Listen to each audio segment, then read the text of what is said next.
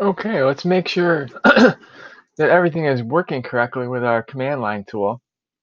So basically, here we are, we have our test/images, and I've included 3 800 by 800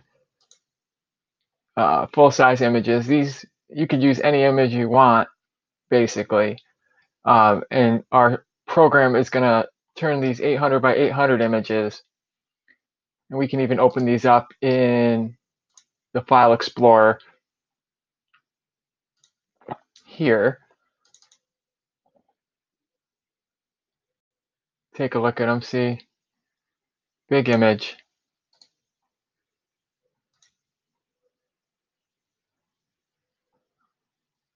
I'm just trying to find a spot where it says 800 by 800. Oh, there it is. Dimensions 800 by 800. Okay, so we got that. And we just go back to our command line tool, make sure we're in the test directory.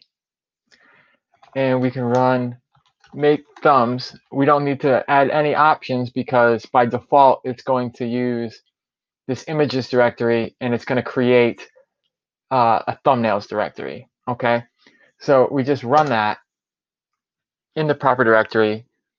We see our messages, everything's created successfully, and then we should be able to look, and now we have a thumbnails directory with our new images here. And here's our thumbnail. So there we can see it there. And of course, we can look at it here, and it's going to give us our 225 by 190, and it's only 8 kilobytes. That's pretty cool. The original image was 378 kilobytes. So we've also optimized it. Some of those images weren't, that could be much smaller for the web for 800 by 800. Of course, if we wanted to add some options,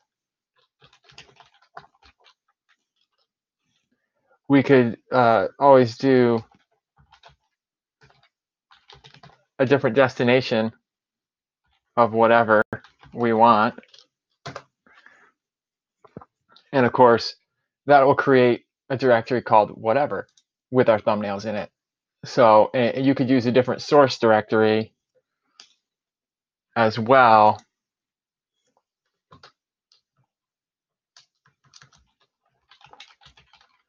As long as it has images in it.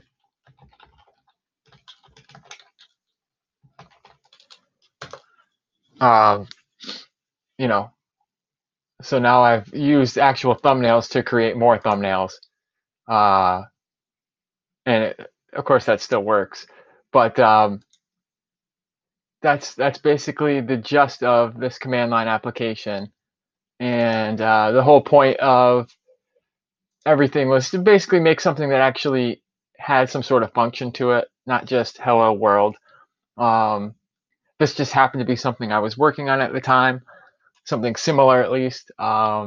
This was one aspect of something I just built, so I wanted to share that, and hope you enjoyed the article. And yeah, thanks for checking it out. See you next time.